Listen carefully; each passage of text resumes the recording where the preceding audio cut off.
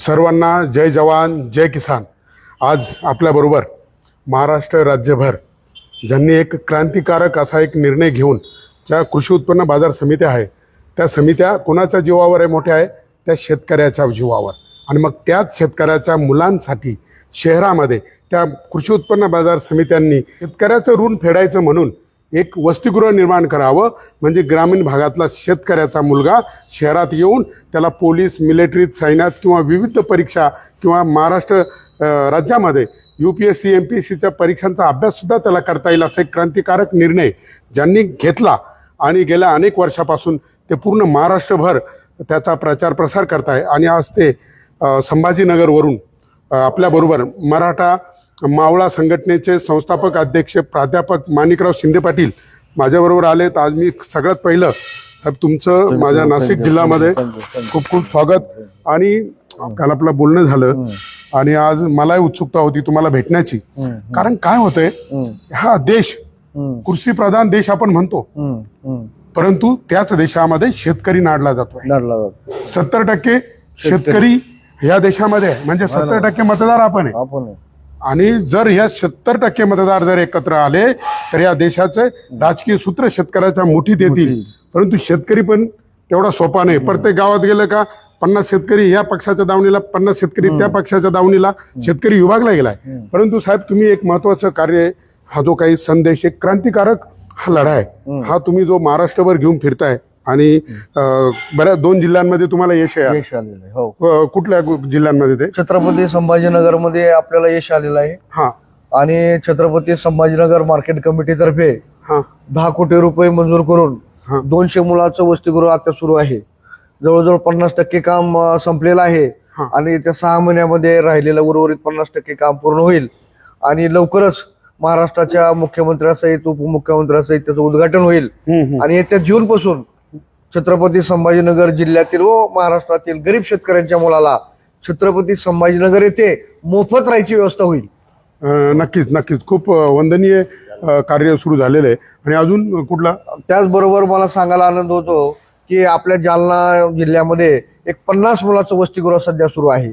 त्यासाठी आमचा प्रचंड लढा होता आणि त्यांनी म्हणले की आमची मार्केट कमिटी छोटी आहे, आमची कॅपॅसिटी छोटी असल्यामुळं आम्ही 50 मुलांचाच वसतिगृह तयार करू शकतो असं आपले खोतकर साहेब म्हणाले, अर्जुन खोतकर, आणि त्यांनी 50 मुलांचं वसतिगृह त्यांनी सुरू केलेलं आहे। आणि आज 50 गरीबाची शेतकऱ्याची पोरं मोफत त्या ठिकाणी शिकतात, ह्याचा मला फार खूप आनंद आहे। हा, नक्कीच। आणि तुमच्या माध्यमातून हे पूर्ण महाराष्ट्रातील सर्व कृषी उत्पन्न बाजार समित्यांनी हा आदर्श घ्यावा। कारण काय केलंय या सरकारने सुद्धा शेतकऱ्याला ना 1500 रुपयाचा किराणा सुद्धा महिन्याला भरायची ऐपत ठेवलेली नाही। कारण शेतकऱ्यासारखा जुगारी कोणी नाही साहेब। मी नेहमी माझ्या भाषणांमध्ये सांगतो का शेतकरी एक जुगारी आहे। मग कसं, जसा जुगारी रोज जुगार खेळतो, त्याला वाटतं हा डाव हारला का पुढचा जिंकल, त्याला वाटतं अजून पुढचा जिंकल, त्या दिवशी नाही जिंकलं का ते म्हणतं मी उद्या जिंकल। तसं शेतकरी या पिकात नाही साधलं ते म्हणतं पुढच्या पिकात साधल, त्याच्यात नाही साधलं ते म्हणतं पुढच्या पिकात साधल, या वर्षी नाही साधलं ते म्हणतं पुढच्या वर्षी साधल। परंतु त्याची जुगार, तो माती मोल असं सोन्यासारखं पीक, तो धान्य या मातीच्या उदरात टाकतो, उगवेल की नाही माहित नाही, उगवलं पिकेल की नाही माहित नाही, पिकलं भाव मिळेल की नाही माहित नाही, असा अस्थिर। आणि हा निसर्गावर म्हणजे ते नैसर्गिक संकट तर आहेच, परत सरकारची वेगळेच मानवनिर्मित संकट भरपूर आहे। म्हणजे तंबाखूची पुडी बनवणाऱ्याला सुद्धा त्याची पुढे किंमत ठरवायचा अधिकार आहे, शेतकऱ्याला नाही। चॉकलेट बनवणाऱ्याला सुद्धा त्याची पुढे ठरवायचा अधिकार आहे। परंतु शेतकऱ्याच्या पिकाची जे म्हणजे मी नेहमी सांगतो की तंबाखू नाही खायला तर मरताय का लोक? नाही, पण ते बनवणारा कोट्याधीश। सिगारेट नाही पिलं तर मरताय का लोक? ते बनवणारा कोट्याधीश। दारू नाही पिलं तर मरताय का लोक? पण ते बनवणारा कोट्याधीश। आणि जे अन्न नाही खाल्लं तर तरफडून मारशाल ते बनवणारा 18 विश्व दरिद्री। आज त्या शेतकऱ्याची भयान अवस्था आहे। आणि शेतकऱ्याचीच पोरं जिल्हा परिषद शाळांमध्ये शिक्षक। मी पूर्ण महाराष्ट्रभर जिल्हा परिषद शाळांचे जे दौरे करतोय आणि सरकारला सांगतोय की शिक्षक भरती करा, 1 ते 7 वर्ग 1 शिक्षक, 1 ते 7 वर्ग 2 शिक्षक। आणि मग साहेब तुमच्या रूपानं मी सांगतो शेतकऱ्यांच्या मदतीला एक चांगला महापुरुष धावून आलाय असं मी समजेल। कारण शेतकऱ्याची सेवा म्हणजे पांडुरंगाची सेवा आहे। अरे मानवाला कोणी निर्माण केलं? पांडुरंगानं। त्या मानवाला जगायला अन्न कोण निर्माण करतो? माझा शेतकरी। मग देवाच्या त्या कार्यामध्ये शेतकरी सहभागी आहे ना। मग त्या पांडुरंगानंतर जर कोणी या पृथ्वीवर देव असेल तर माझा शेतकरी आहे, अन्न निर्माता आहे, जगाचा पोशिंदा आहे। अरे संत तुकाराम महाराज म्हटले, मडे झाकून या करी तो पेरणी, कुणब्याची वाणी लवला आहे. अरे हा शेतकरी जर शेत वाफावं आलं ना, ते मडं घरात झाकून ठेवतंय आणि पेरणी करतंय का? उपाशी मारशाल तुम्ही, तरपडून मारशाल म्हणून. आणि जर ह्याच शेतकऱ्यांना संप केला तर मग काय ढेकळं खाशाल का? म्हणून सगळ्यांनी सुधारा आणि शेतकऱ्याच्या पिकाला चांगला भाव द्या. आणि साहेब, तुमच्या रूपाने माध्यमातून महाराष्ट्रभर सगळ्या कृषी उत्पन्न बाजार समित्यांना मी एक आव्हान करतो की तुम्ही ह्याच शेतकऱ्याच्या जीवावर मोठे आहात. परंतु हे मला एक प्रश्न पडलेला आहे की 2 ठिकाणी तुम्हाला यश आलं आहे, म्हणजे एक मोठं क्रांतिकारक यश आहे. पण मला असा प्रश्न पडलेला आहे, ज्या कृषी उत्पन्न बाजार समित्या ज्या शेतकऱ्याच्या जीवावर आहे, अरे तो बाजार घेऊन जर त्या कृषी उत्पन्न बाजार समितीत आला ना, त्याला विश्रांतीगृहसुद्धा नाही, चहा पाणी पिण्याची सोय नाही, आराम करण्याची सोय नाही. तिथं त्याला जो काही व्यापार करायचा आहे तिथं तुम्ही त्याचं व्यवस्थापन नाही. एवढं गच्चाळ काम आहे तुम्ही. मग ते तुम्ही कशा या कृषी उत्पन्न बाजार समित्या या शेतकऱ्याच्या लेकरांसाठी तुम्ही वसतिगृह उभाराल? आणि जर तुम्ही ते त्यांच्याकडून करून घेत असाल, त्यासाठी तुम्ही तयार करताय, तुमचं अभिनंदन करावं तेवढं थोडं आहे. मला ह्या ठिकाणी मला एवढं सांगायचंय की छत्रपती शिवाजी महाराजांसोबत लढणारे सगळे शेतकरी बांधव होते. बरोबर. शेतकऱ्यांनी आपलं रक्ताचं पाणी करून हिंदवी स्वराज निर्माण केलं. म्हणजे एकेकाळी राजा असणारा समाज आज भिकारी का झाला? आज त्या शेतकऱ्याची अवस्था इतकी दयनीय अवस्था झालेली आहे की रोज आत्महत्या होत आहेत. शेतकऱ्याच्या मालाला हमीभाव मिळत नाही. मग पोरांना शिक्षणासाठी पैसे कुठून येणार? जर एखाद्या गरीब शेतकऱ्याच्या पोराला वाटलं की तुमच्या नाशिक सारख्या शहरामध्ये येऊन शिकायचं झालं तर त्याला अगोदर रूम करावं लागते. रूमला 1000 रुपये भाडं आहेत आणि त्या शेतकऱ्याकडे पैसेच नाही, तर तू पोराला शिकवणार कसं? हीच अडचण आम्ही ओळखून मराठा मावळा संघटनेने ठरवलेलं आहे की या देशाचा जो पोशिंदा आहे तो जगला पाहिजे, त्याच्या पालकाला चांगलं शिक्षण मिळालं पाहिजे आणि ते बी त्यांची राहण्याची मोफत व्यवस्था झाली पाहिजे. हे आम्ही संकल्प केला आणि प्रत्येक महाराष्ट्रातल्या मार्केट कमिटीनं शेतकऱ्यांच्या मुलासाठी भव्य वसतिगृह बांधावं असा आमचा आग्रह आहे, असं आमचं आंदोलन आहे आणि संपूर्ण महाराष्ट्रामध्ये आंदोलन चालू आहे. मी कालच नाशिक शहरामध्ये आलो आणि नाशिकच्या कृषी उत्पन्न बाजार समितीचे बागुल प्रभारी जो सचिव आहेत त्यांना निवेदन दिलं आणि त्यांनाही सांगितलं की तुम्ही 1000 मुलाचं वसतिगृह नाशिक शहरात देखील बांधलं पाहिजे. आणि त्यांनी पॉझिटिव्ह रिस्पॉन्स आपल्याला दिलेला आहे आणि लवकरच मला खात्री आहे की नाशिक शहरामध्ये देखील शेतकऱ्याच्या गरीब मुलासाठी भव्य असं वसतिगृह या ठिकाणी उभं राहील. मला बोलता बोलता नाटे साहेबांचं कौतुक करणं तेवढं कमी आहे. आज त्यांचे विचार ऐकून मी एवढा प्रभावित झालेलो आहे. आज खऱ्या अर्थानं समाजाला त्यांच्या प्रबोधनाची अत्यंत आवश्यकता आहे आणि मला वाटतंय की आमच्या ज्या ज्या ठिकाणी आम संघटनेतर्फे कार्यक्रम होतील त्या ठिकाणी ॲज अ गेस्ट म्हणून आम्ही तुम्हाला नक्कीच बोलवू आणि नाटे साहेबांचे विचार हे महाराष्ट्रातल्या प्रत्येक तळागाळापर्यंत गेले पाहिजे.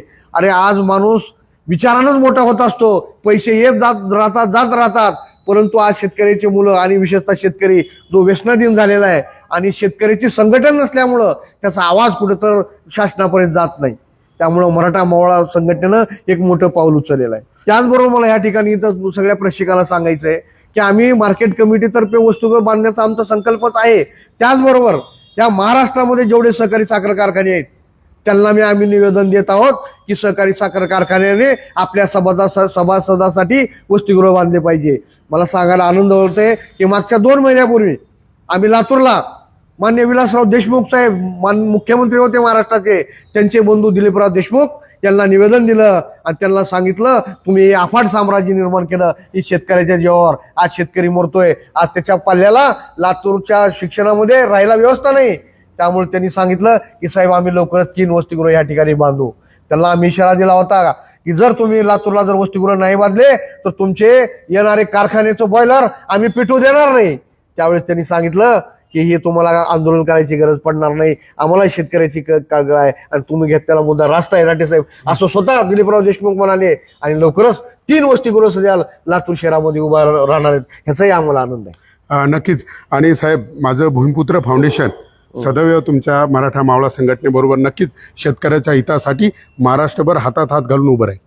आणि साहेब काय झालं, मी महाराष्ट्रभर फिरतोय, शेतकऱ्याचं दुःख बघवत नाही. शेतकऱ्याला पिकवता येतं, त्याला विकता येत नाही. त्या मार्केट कमिट्यांना एक शिस्त सुद्धा लावण्याची गरज आहे का शेतकऱ्याचं पिकाला चांगला भाव मिळाला पाहिजे, त्या व्यापाऱ्याकडनं त्याची फसवणूक नाही झाली पाहिजे. आता आमच्याच गुटी कृषी उत्पन्न बाजार समिती म्हणजे इतर प्रत्येक बाजार समिती ही पीक कर्ज देते शेतकऱ्याला. म्हणजे जर त्याचं पीक आलं, समजा धान्य आहे, धान आहे, भात असेल, गहू असेल, ज्वारी असेल, आणि तेव्हा जर बाजारामध्ये किंमत नसेल तर ते तारण ठेवायचं मार्केट कमिटीच्या गोडाऊनमध्ये, आणि त्याला ते पीक तारण कर्ज दिलं जातं, म्हणजे तो त्याची गरज दाखवतो. पण आमची कृषी उत्पन्न बाजार समिती ते पीक कर्ज देण्यात उदासीन आहे.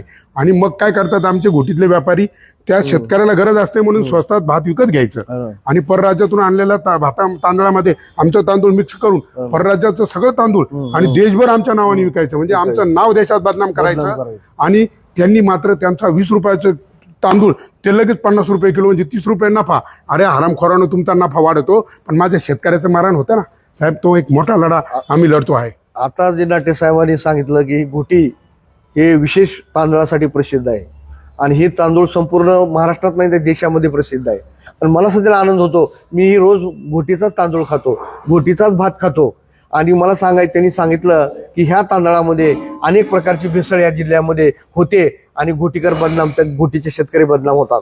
त्यामुळे मराठा मावळा संघटनेनं संकल्प केलेला आहे, जो कोणी हरामखोर या जिल्ह्यामध्ये तांदळाची भेसळ करतात त्यांना मराठा मावळा संघटना सोडणार नाही. लवकरच या भेसळ करणाऱ्याच्या विरोधात मराठा मावळा संघटना तीव्र आंदोलन करणे, एवढंच मला या ठिकाणी सांगायचं. नक्कीच नक्कीच. चला, जय जवान, जय किसान, जय भूमिपुत्र. चला, जय भारत शिवराय. माता की जय. भारत माता की जय. वंदे मातरम. वंदे मातरम. जय जवान, जय जवान, जय जवान, जय किसान, जय शिवराय. जय शिवराय. जय शिवराय.